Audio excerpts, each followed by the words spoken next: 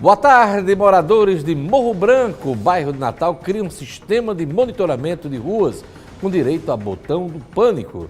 Notícias falsas provocam queda nos índices de vacinação em todo o país. DR suspende emissão de carteiras de estudante por meio de 6 entidades estudantis. Semana de ensaios para o Forraço, que começa amanhã na Zona Norte. Meu convidado hoje é o médico Alexandre Mota, do Partido dos Trabalhadores. Ele é um dos nomes cotados para ocupar uma das vagas para o Senado na chapa majoritária encabeçada pelo PT. Quinta-feira, 19 de julho de 2018, eu sou Diógenes Dantas, o RN Acontece está começando.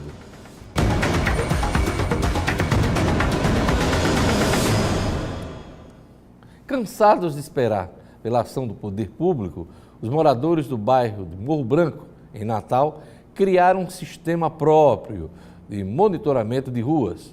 Ao todo, são 16 ruas monitoradas, com direito a botão do pânico. Jackson Damasceno traz as informações. Há muitos anos, este é o cenário do bairro de Morro Branco. De caráter muito mais residencial, as ruas aqui são assim, uma tranquilidade, pouco movimento de carros e pessoas, mas nem sempre. Isso é sinônimo de segurança e por muito tempo a violência imperou por aqui. A gente aqui vivia em pânico, ninguém vinha nas ruas, os moradores tinham medo de sair devido à violência, né? Para mudar o panorama, os moradores puseram a mão na massa e no bolso. Através de vaquinhas, a Associação dos Moradores conseguiu construir uma base para a Polícia Militar, com ar-condicionado, equipamentos de monitoramento, todo conforto. Os moradores colaboram ainda com a alimentação dos policiais. Câmeras foram espalhadas por todo o bairro e são monitoradas daqui. Tanto esforço valeu a pena. Hoje, a situação do bairro é bem diferente. Tem fé de sair, de ir na padaria, de vir na praça. Mas eles não pararam por aí. A tecnologia virou mesmo uma grande aliada. Agora as imagens das 16 câmeras não chegam só à base da PM, mas também ao celular de cada um dos moradores. Fora isso, pelo WhatsApp, eles se comunicam, avisam dos perigos, se ajudam e combinam ações.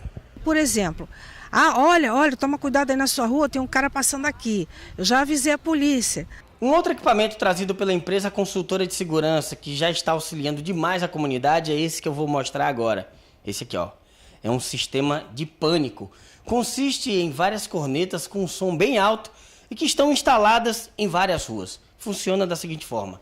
Caso um morador veja uma situação muito grave acontecendo pelas câmeras, como um assalto ou uma casa sendo invadida, de dentro da própria casa, através de um controle remoto, ele aciona todas as cornetas da comunidade ao mesmo tempo.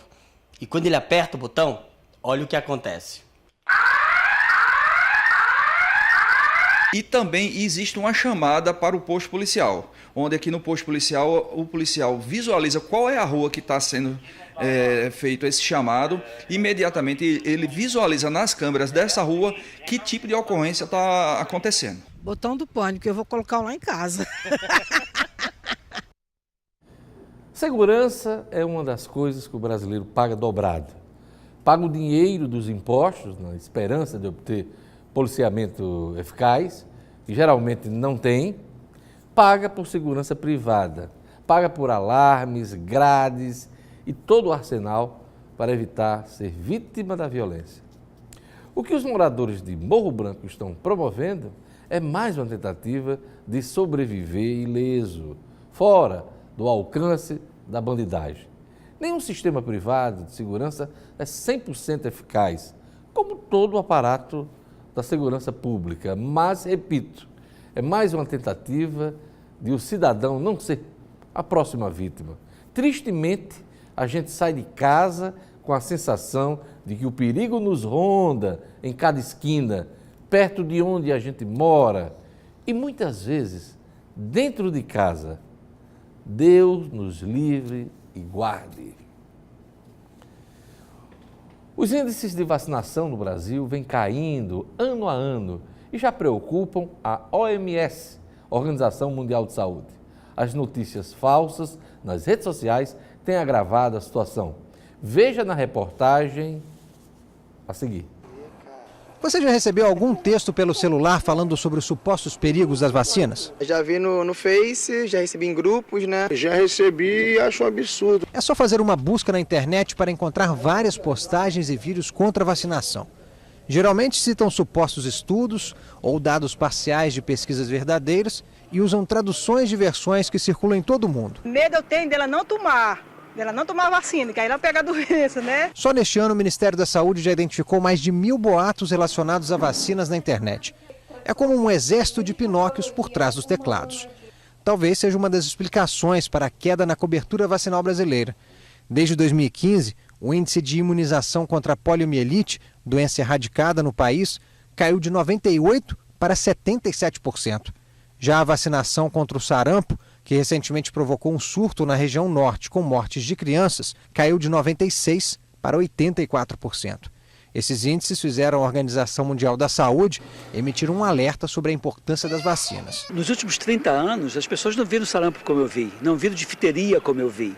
Portanto, a gente não consegue contabilizar a dor, sofrimento e morte que essas doenças causam e acarretam de uma forma muito concreta. E aí fica só contabilizando um ou outro efeito adverso local de uma vacina e diz, não vou fazer vacina não, vou fazer vacina para uma doença que, entre aspas, não existe mais.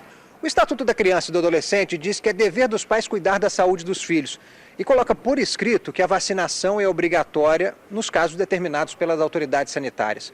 Quem não faz isso está sujeito a multas que chegam a R$19 mil e pode até mesmo perder a guarda dos filhos. TAI é especializada em verificar a veracidade de informações que circulam na internet e faz um alerta. Na dúvida, não compartilhe. Tente se sentir responsável também pelo como que a desinformação pode atingir o outro. E, sobretudo, fique atento às informações, atribuição de fonte, linguagem. Se existe esse tipo de linguagem mais agressiva, talvez aquilo não seja tão confiável assim. Olha, se tratando de saúde, não dá para vacilar, não dá para cair na esparrela de acreditar em mensagem, comentário ou notícia do WhatsApp, principalmente em grupos de colegas e da família. As pessoas têm compartilhado e repercutido notícias falsas sobre doenças, tratamentos e campanhas de vacinação e de forma errada. Procure se informar em fontes seguras, em sites oficiais dos órgãos do Ministério da Saúde, no caso da saúde, né? E portais de notícias de veículos sérios e com credibilidade. Desconfie de notícias sensacionalistas e oriundas de gente com má fé. Fake news faz mal à saúde e pode matar. Olha só essa notícia aqui que está no G1 de hoje. Número de mortes por gripes no país quase triplica em 2018. Foram 839 óbitos de janeiro a julho contra 285 no mesmo período do ano passado. Vacinação atingiu 90% do público-alvo. Apesar disso, você vê aí o número de mortes por gripes no país quase triplicando. E tem uma outra informação que eu gostaria de destacar aqui. Casos confirmados de sarampo vão a 677 no país. A suspeita de outros 2,7 mil. Amazonas e Roraima enfrentam o surto. O governo federal diz que o vírus foi importado. São notícias sérias, essas sim é que devem embasar qualquer análise sua sobre doenças e principalmente o que diz respeito à vacinação. Olha, veja a seguir, DER suspende emissão de carteiras de estudante por meio de 6 entidades estudantis. Semana de ensaios para o Forraço, que começa amanhã na Zona Norte de Natal. O RN Acontece e volta em instantes.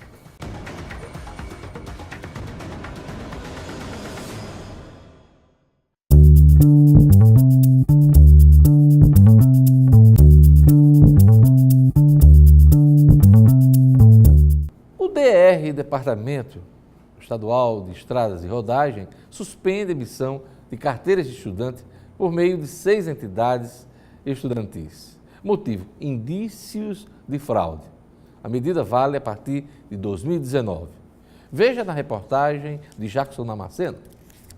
De acordo com o diretor do DR, Jorge Frache, as denúncias vinham de todas as partes.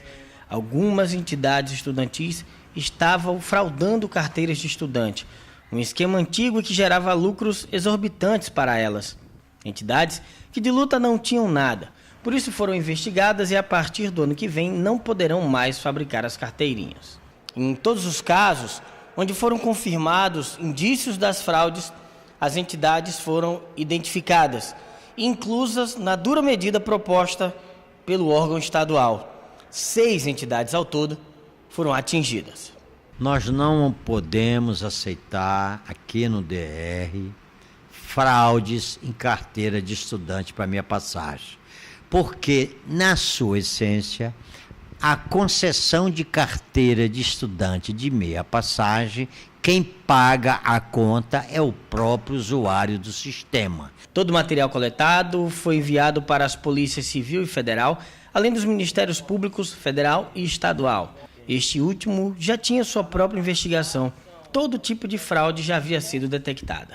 Aluno que não frequenta a aula, aluno que não é aluno, cursos que não são os cursos regulares da rede de ensino. Foram canceladas as permissões das seguintes entidades: União dos Estudantes Potiguar, União Nacional Estudantil Brasileira, União Norte-Rio-Grandense Estudantil, União dos Jovens Estudantes do RN, União Potiguar dos Estudantes e a Associação Nordestina dos Estudantes. A proibição vale para 2019, para que não se prejudiquem os alunos que já fizeram as carteirinhas deste ano. O DCE da UFRN foi uma das entidades que denunciaram as fraudes. A existência dessas entidades cartoriais impacta diretamente no valor da tarifa, né, no valor que a gente paga no cinema, no valor que a gente paga num show, né? Então, conseguir barrar essas 5 entidades, hoje 6, né, hoje mais uma, a ANE, foi mais uma que caiu, né, junto ao DR, foi muito importante, mas a nossa luta ainda continua aqui também dentro de Natal, né, na STTU, a gente também vai estar lá reivindicando para que elas não sejam aceitas, para que os falsos estudantes eles não consigam se beneficiar de um direito. Eleições 2018. As convenções partidárias sequer ocorreram, mas muita gente já faz as contas e apresenta prognósticos para a eleição estadual. Ontem eu me sentei com um amigo bastante informado e antenado com os inúmeros levantamentos sobre o pleito eleitoral. Juntos fizemos alguns prognósticos em relação ao voto proporcional no estado do Rio Grande do Norte, tanto para a Assembleia Legislativa como também para a Câmara dos Deputados. Vamos começar pela Assembleia Legislativa. Pelo menos 11 cadeiras estão em disputa. Há quem fale até em 9 sem dono. As demais estão praticamente nas mãos de pré-candidatos que buscam a reeleição. Eu não vou ler aqui a lista das cadeiras em jogo ou dos reeleitos, cada um tem seu palpite, faça a sua lista. Mas posso arriscar que a renovação na Assembleia Legislativa pode passar dos 40% e que a base de apoio ao governador Robinson Faria está mais organizada para enfrentar a eleição. No âmbito da Câmara dos Deputados, 5 das 8 vagas estariam bem encaminhadas, ou seja, 3 estão em jogo, em aberto. O Partido dos Trabalhadores tem grande chance de retomar seu espaço e o nome mascotado é Fernando Mineiro. E há quem aponte, quem aposte numa segunda vaga para os petistas. No Democratas haverá troca entre pai e filho, né? Sai Felipe Maia e entra José Agripino nessa disputa. O dirigente do Partido da República, João Maia, deve retomar a cadeira hoje que está ocupada pela irmã, que é pré-candidata ao Senado, Zenaide Maia. João já ocupou essa cadeira na Câmara dos Deputados. O PMDB está tranquilo no projeto de reeleição de Walter Alves. E o filho do governador, Fábio Farias, é pulo de 10. Os demais vão se engalfinhar para 3 cadeiras em jogo, uma das quais de Antônio Jacome, do Podemos, pré-candidato a senador. Na largada do pleito, acho que o cenário é esse. Agora, política é como nuvem, já dizia o sábio político de Minas Gerais. A gente olha, ela está de um jeito. Ao olhar novamente, a nuvem já mudou. A semana foi marcada por ensaios para o Forraço, Festival de Música Autoral, promovido pela Band Natal. A festa vai movimentar o ginásio Nélio Dias, na zona norte de Natal, neste final de semana. A reportagem de Milena Pontes. Partituras em mãos e instrumentos prontos. Esta semana foi de ensaios para os 32 compositores e intérpretes que participarão do Forraço, encontro regional de forró promovido pela Band. A partir da próxima sexta-feira, os artistas vão se apresentar no ginásio Nélio Dias, na zona norte de Natal, mostrando músicas inéditas e o melhor do talento potiguar.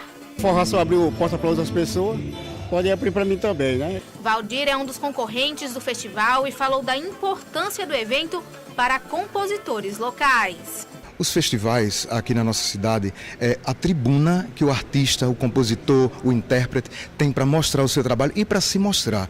Na sexta-feira serão apresentadas 16 músicas e no sábado outras 15 composições.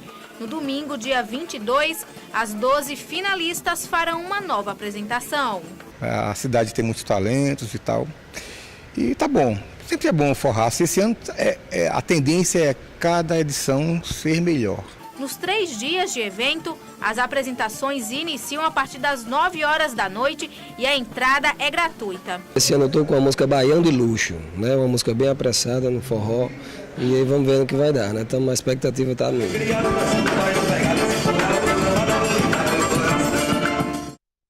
Eita, forrozinho bom. Forraço, a partir de amanhã até domingo, hein? No ginásio Nélio Dias. Olha, veja a seguir minha entrevista com o médico Alexandre Mota, do Partido dos Trabalhadores. Ele é um dos nomes cotados para ocupar uma das vagas para o Senado da República, na chapa majoritária encabeçada pelo Partido dos Trabalhadores. Aguarde só um instante.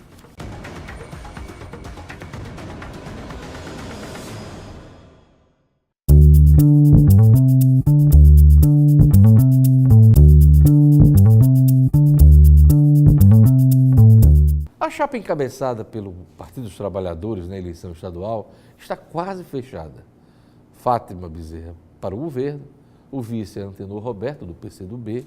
Uma das vagas para o Senado ficou com o PHS e a pré-candidata é a deputada Zenaide Maia. E a outra vaga para o Senado segue em aberto, mas deverá ter um nome do PT.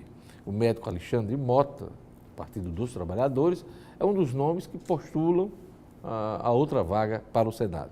Boa tarde, doutor Alexandre.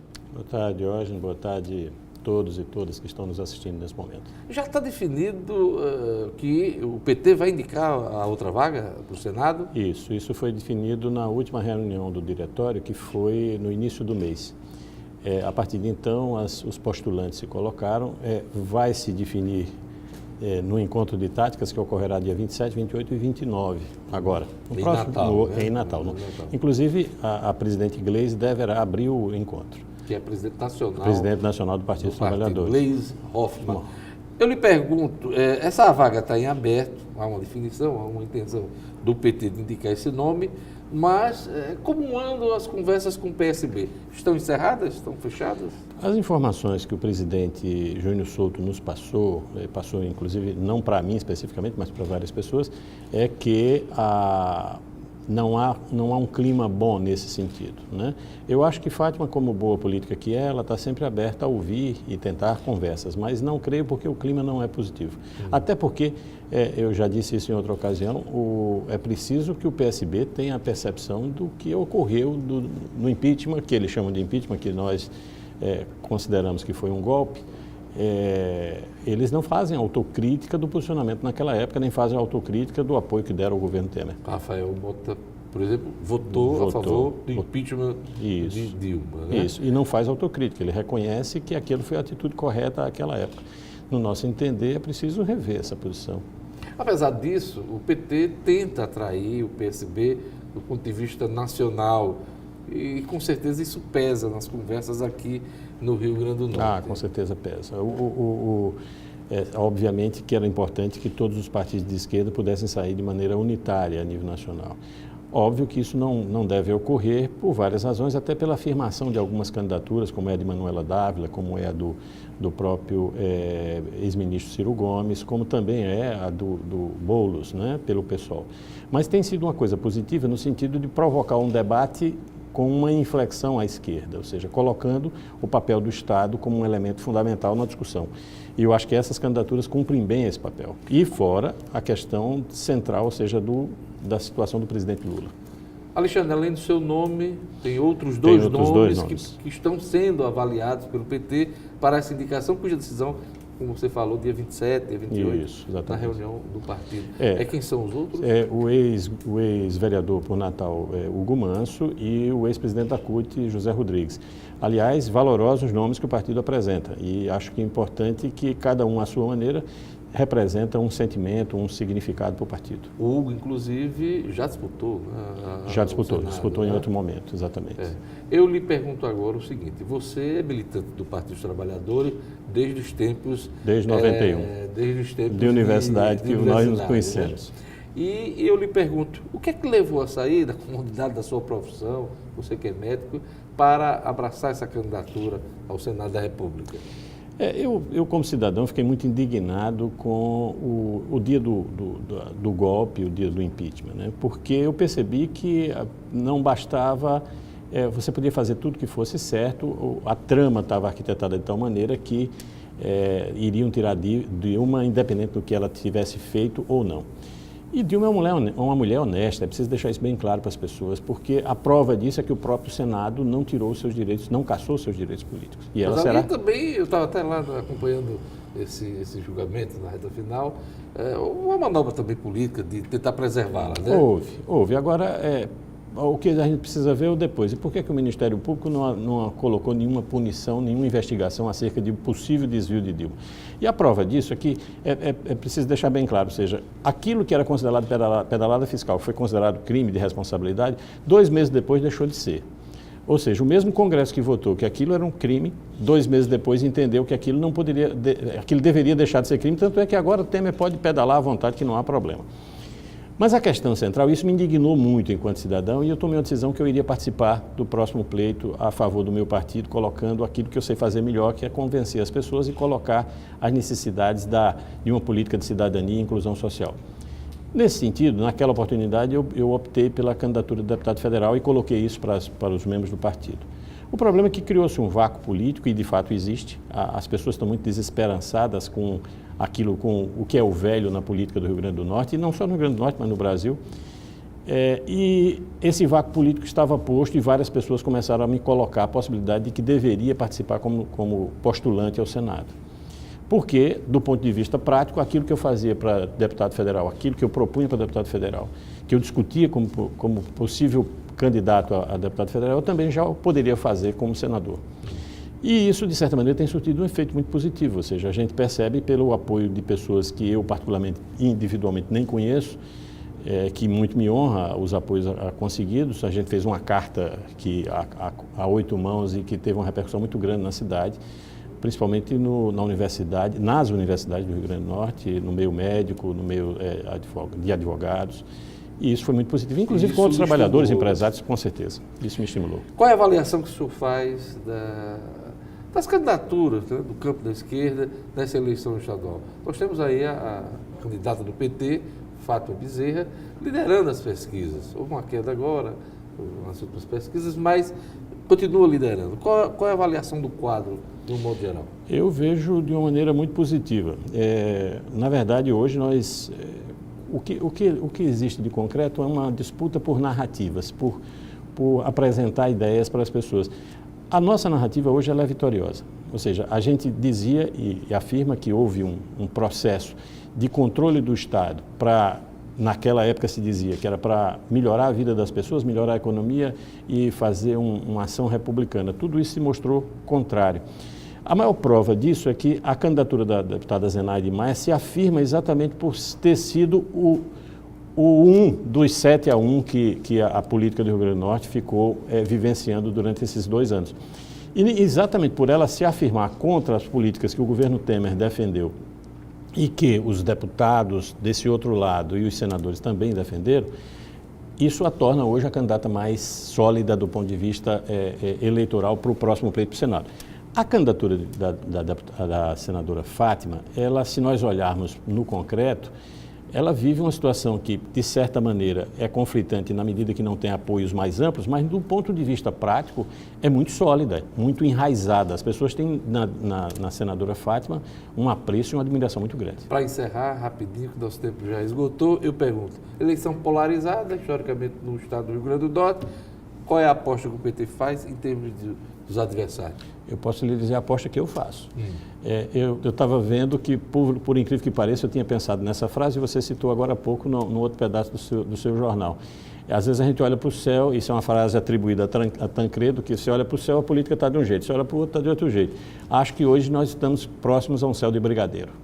Mas aí quem seria o adversário? Quem seria o adversário? Da polarização. Eu continuo acreditando que deve ser o ex-prefeito de Natal, Carlos Eduardo. É isso aí. Obrigado. Eu que agradeço. O RN Acontece vai ficando por aqui. Obrigado pela audiência. Siga com a programação da Band Natal. Veja a reprise do nosso programa no portal nominuto.com. Vem aí Robson Carvalho. O RN Acontece volta amanhã. Até lá.